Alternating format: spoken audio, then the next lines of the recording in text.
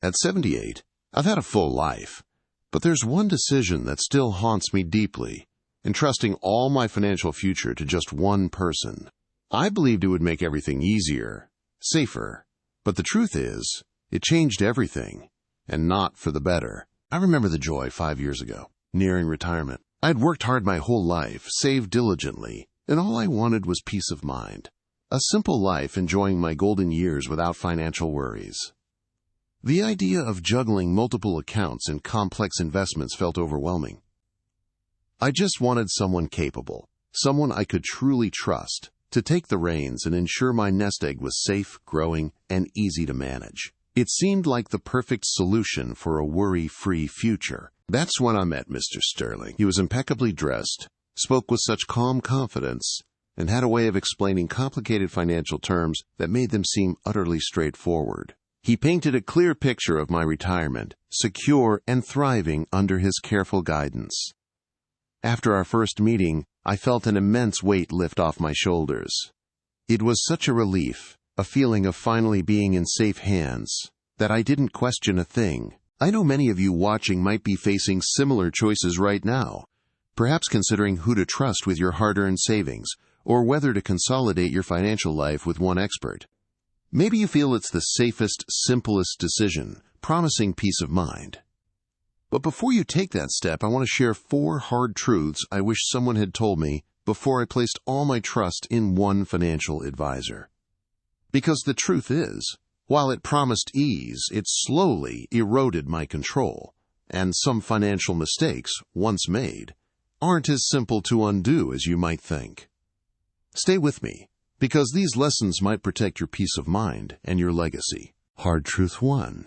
I believed Mr. Sterling was my personal financial savior, someone who would look after my retirement like it was his own. But the truth, the painful truth, is that I was just another number on his client list. I completely outsourced my financial thinking, trusting him implicitly with everything I had worked for. I saw him as a friend, a guide, and I let that blind me to the reality that no one cares about your money as much as you do. I remember, early on, Mr. Sterling would send me thick envelopes filled with investment documents, complex charts, tiny print, legal jargon. It was overwhelming. A little voice in my head, a whisper really, suggested I should show these to someone else, get a second opinion. But then I'd picture Mr. Sterling's reassuring smile, his confident promises. I'd tell myself, he's the expert, Elara. He knows what's best. So I'd sign where he marked, often without fully reading, certain he had my best interests at heart. That small, dismissive action, that moment of unquestioning trust, was a missed opportunity I'd later deeply regret. And that's how it slowly became a one-way street of information. All the financial news, all the explanations, flowed from Mr. Sterling to me. I wasn't actively learning. I was passively receiving. I accepted his explanations at face value, even when they seemed a bit vague or complicated. I felt increasingly out of touch with my own investments, like my money was living a life separate from me, managed by someone else's rules. I stopped understanding the details, and with that, I lost the ability to truly question or challenge anything. I just hoped for the best, because I didn't have the knowledge to do anything else. If you're considering trusting all your finances to one person, or if you already have, please ask yourself, are you just another client? Do you truly understand every aspect of your investments, or are you simply nodding along, hoping for the best? Are you getting multiple perspectives, or relying solely on one voice? Because once you hand over that kind of trust, without independent verification, you're not just making life easier, you're placing your entire financial future in someone else's hands, and that's a risk you might not be able to afford. Hard truth number 2 is this. I thought I was just making my life easier, but I was slowly giving away my power. When you hand over everything to one person, they start making decisions that might make sense to them, but you don't fully understand. Mr. Sterling would send me updates, full of jargon, and I'd nod along, assuming he had my best interest at heart. But I wasn't truly involved anymore. My accounts felt less like mine and more like his projects, with me as a silent observer. I remember one afternoon I wanted to quickly check something on my investment accounts. I sat at my old desk, pulled up the website, and then a wall of confusion. Passwords I didn't quite remember, statements that looked like a foreign language, and terms I'd heard Mr. Sterling use but never truly grasped. I clicked around, feeling a growing sense of helplessness. It was like trying to open a locked box with a key I didn't quite have. After a few frustrating minutes, I just sighed and closed the laptop. My own money, and I couldn't even understand it. This passive approach wasn't just about convenience. It dulled my critical thinking. I stopped asking probing questions because, frankly, I often didn't even know what to ask. Mr. Sterling was the expert, wasn't he? He was supposed to handle everything. I'd convinced myself that questioning him would be a sign of distrust, or, worse, that I was simply too old to understand. This lack of engagement, this silent surrender of my financial curiosity, made me an easy target. It opened the door for decisions that might not have been optimal for diamond stores, simply because I wasn't engaged enough to challenge them. So, I ask you, is your money truly yours? Or have you, like me, slowly handed over the reins? Do you understand every investment, every fee, every decision being made with your hard-earned savings? Because losing control isn't always a sudden event. It's often a quiet, creeping process. You might not even notice it until you're locked out of your own financial future, struggling to find the key. Are you prepared to face that reality, or will you take steps today to ensure your money remains truly yours? Hard truth number 3 hit me squarely in the gut. My loyalty cost me more than just money. It cost me peace of mind. Looking back, I can see the subtle red flags, little whispers that I rationalized away because I trusted Mr. Sterling so completely. There were statements that seemed a little low, numbers that didn't quite add up to my expectations, or confusing jargon I didn't bother to truly understand. I'd glance at them, feel a flicker of unease, then tell myself, he knows best. He's taking care of it. My faith in him was so unwavering that I dismissed my own instincts, convinced that any dip or confusion was just part of the grand plan. I remember one particular phone call vividly. My portfolio had taken a noticeable dip, and even I, with my limited financial understanding, couldn't ignore it. I called Mr. Sterling, a knot forming in my stomach. He listened patiently, then launched into his smooth, practiced explanations. "Market fluctuations, Elara," he'd say. "Temporary corrections. We're diversified for the long haul."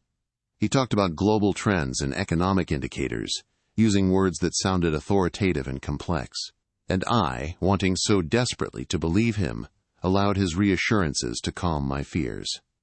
My gut told me something felt off, but his confident tone and seemingly logical arguments were enough to override that nagging feeling. But the price of that blind loyalty wasn't just numbers on a page. It was the dreams that faded. I had pictured myself finally taking that trip to Scotland, tracing my family roots.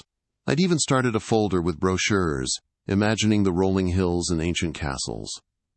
Or, finally, building that little sunroom off the kitchen, where my orchids could flourish year-round. These weren't extravagant fantasies, just simple, cherished plans for my retirement. As the years passed and the financial reality of my situation slowly dawned on me, those pictures, those dreams, began to blur and then vanish. It wasn't just money I lost. It was the quiet joy of anticipation, the sense of security that my future was my own to shape. So I have to ask you, if you're watching this, what are you sacrificing for loyalty? Are you holding on to an advisor simply because they're familiar, or because you've been with them for years, even if their performance isn't what it should be? Are you giving up potential experiences, future security, or even your peace of mind because it feels uncomfortable to challenge someone you trust? It's hard to question someone you like, I know, but your financial future isn't about comfort. It's about objective reality. Are you prepared to look at the numbers, truly evaluate the advice, and make a change if necessary, before your own dreams start to fade? The fourth hard truth, perhaps the most chilling, is this: leaving a bad financial situation is harder than you think, and recovery isn't guaranteed. When I finally started digging into the mess Mr. Sterling had made, the full weight of it hit me. It wasn't just poor performance. It was a tangled web of investments, accounts, and fees I barely understood. Trying to disentangle myself from him felt like trying to escape a trap, one that had slowly but surely closed around my life savings. I realized then that getting out wouldn't be simple. It would be a fight. I remember the endless phone calls. To the investment companies, to Mr. Sterling's office, to a new potential advisor. Each conversation was a new wall of bureaucracy, complex forms, account numbers I couldn't find, explanations filled with jargon I barely grasped. "We need your signature here, Mrs. Vance, but it must be notarized. That fund has a surrender charge, ma'am." It was overwhelming. Thankfully, my daughter Chloe stepped in. She became my advocate, patiently navigating the paperwork and pushing for answers when I just wanted to give up. Without her, I don't know if I would have even known where to begin. The emotional drain of it all was immense. The stress kept me awake at night, my mind replaying every moment I'd trusted Mr. Sterling, every red flag I'd ignored. There was shame, too, for letting myself be so vulnerable, for allowing my independence to slip away piece by piece. My body felt it. The constant worry took a toll on my health. The emotional cost of fighting to recover what was lost was almost as high as the financial loss itself. It's a silent battle, fought mostly in your own mind, day after day, wondering if you'll ever truly feel secure again. So I ask you, are you prepared for such a battle? Are you ready for the fight it takes to reclaim your financial security if your trust is ever broken? No matter how comfortable you are with your advisor, you must have an exit strategy. Understand your investments yourself, keep copies of everything, and know how to access your funds independently. Because once you've given away complete control, getting it back and recovering what's lost isn't just difficult. It can feel impossible. Protect yourself now, before those unseen barriers become insurmountable. Looking back at the tangled mess I found myself in, it's easy to dwell on the regret. But the truth is, I'm not the same Elara Vance who walked into Mr. Sterling's office all those years ago. The journey through that financial wilderness, though painful, taught me strength I didn't know I had. With Chloe's calm guidance, I've started actively managing my own finances again. It's not always simple, but there's a profound freedom in truly understanding where my money is, how it's growing, and what it's doing. It's a peace of mind that no amount of blind trust ever gave me. I may not be a financial expert, but I am in charge of my own destiny once more, and that feels like a victory. So after all I've been through, here's the first lesson I want to share with you. Always diversify your advice. Asterisk, it's just like diversifying your investments. You wouldn't put all your money into one stock, so why put all your financial trust into one person?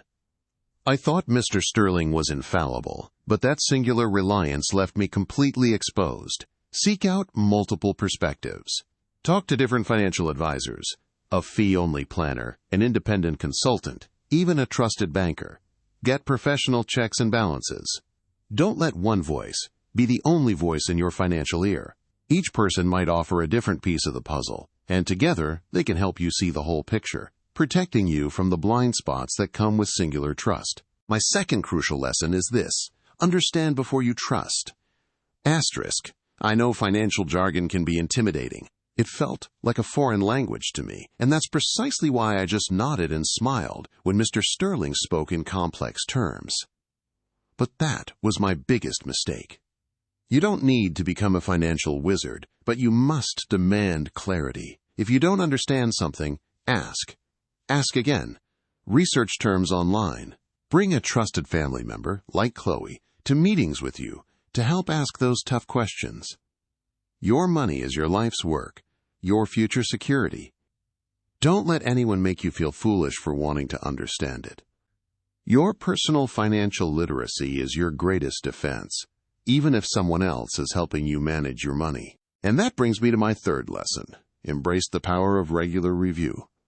Asterisk. It's not enough to set things up once and forget them. Life changes, markets change, and sometimes advisors change. Schedule regular check-ins, not just with your advisor, but with your own understanding of your finances. Go through your statements with a fine-tooth comb. Use free independent financial tools online to get a second opinion on your portfolio's health. If you have a trusted family member like Chloe, Ask them to sit down with you quarterly or annually to review everything. This consistent, proactive vigilance is like checking the locks on your doors every night.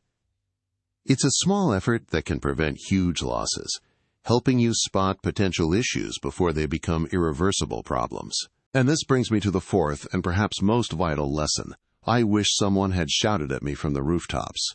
Your voice is your strongest asset. For too long, I let Mr. Sterling's confidence silence my instincts.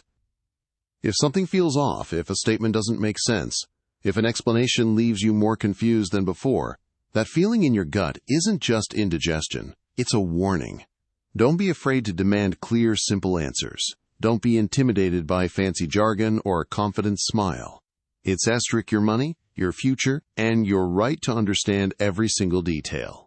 I know it can be daunting to challenge someone who seems like an expert, but your financial health depends on your courage. Place a hand over your heart now, and remember this feeling. That quiet unease? Listen to it. Speak up. Assert your right to truly know where your money stands. My journey, full of regret and struggle, has taught me that financial independence is about so much more than just the numbers in your bank account. It's about your personal freedom to live the life you envisioned. It's about your dignity, not having to ask permission or feel beholden to someone else for what is rightfully yours. It's about the choices you can make, whether it's fixing that leaky roof, taking a trip to see your grandchildren, or simply having the peace of mind to sleep soundly at night. When I look back at photos of my younger self, full of spirit and dreams, I see the independent woman I always was and the woman I fought to become again. Losing control of my finances meant risking all of that. It meant potentially losing the ability to make my own decisions, to maintain my comfortable home, to simply to be myself. Preserving this independence isn't a one-time decision. It requires constant vigilance, a steady hand on the reins, and a refusal to passively trust without verification. It's a commitment to yourself, to your legacy, and to the quality of life you deserve in your golden years. But here is the most difficult truth, the one that still weighs heavily on my heart. Moments of financial decisions once made are incredibly hard, if not impossible, to reverse. Asterisks. When I realized the extent of the damage, it wasn't just a matter of switching advisors. The funds were gone, the opportunities lost, and the years I had left to recover were fewer than the years I had worked to save. It's not like turning around a car. It's like trying to rebuild a house that's already crumbled. The consequences echoed through every part of my life, affecting my health, my sleep, and my peace of mind. The shame and the stress were almost as costly as the money itself. I hope you never have to experience that chilling realization that a lifetime of hard work can be jeopardized by a single, unchecked trust. The stakes are profoundly high, and the path to recovery can be long, painful, and sometimes simply not there. So if you're still watching this, I urge you, with all the wisdom I've gathered from my own painful mistakes, take control of your financial destiny today. Asterisk. Don't wait for a red flag. Don't wait for a family member to notice, and certainly don't wait until it feels too late. Your future quality of life, your ability to live independently and with dignity, depends on the choices you make now. Be informed, be proactive, and never, ever surrender your financial voice. Ask the hard questions, seek second opinions, and always, always understand before you trust. Your peace of mind is priceless, and it's something worth fighting for every single day. Thank you for staying with me through my story today. It hasn't been easy to share these hard truths, but if my experience can help just one of you avoid the pitfalls I encountered, then it will have been worth it. We're all in this together, navigating the complexities of later life, and sometimes the best lessons come from those who've walked the path before you. I've shared my regrets and the wisdom I've gained, and now I'd love to hear from you. Your insights are so valuable not just to me, but to everyone in our community. Please leave a comment below and share one thing you learned today, or perhaps an experience you've had with financial advisors. What steps are you taking to protect your future? Your thoughts are important to us, and reading your comments gives me great motivation and encouragement to keep sharing these vital lessons. Remember, your financial well-being is a cornerstone of your independence and peace of mind. It's not just about numbers on a page. It's about the freedom to live your life on your own terms, to pursue your passions, and to leave the legacy you desire. My journey taught me that while we can't change the past, we absolutely have the power to shape our future, starting today. Take control, ask questions, and never stop learning. If you found this video helpful and believe these insights are valuable, please consider giving it a like.